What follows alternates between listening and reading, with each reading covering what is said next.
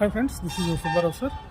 Civils రాయడానికి ఎవరు అర్హులు, అర్హత ఏంటి అనే విషయం ఇక్కడ తెలుసుకుందాం. మనం సివిల్స్ రాయడానికి డిగ్రీ చదివినటువంటి వాళ్ళు ఎవరైనా అర్హులు. ఏ డిగ్రీ అయినా సరే, any degree, BA, BCom, BSc, engineering, medicine, దూర విద్య, ఇట్లా ఏది చదివినా కూడా మీరు అర్హత.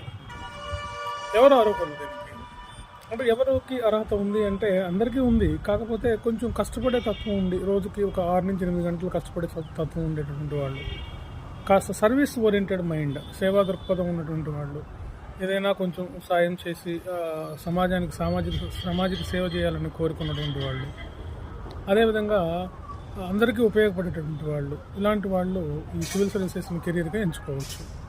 ఇది ఒక ఛాలెంజింగ్ కెరీర్, అంటే చాలా మంచి కెరీర్. ఇది ప్రజలకి సేవ చేసే భాగ్యం మీకు కలుగుతుంది. ఎందుకంటే ఒక జిల్లాకు ఒక కలెక్టరే ఉంటాడు.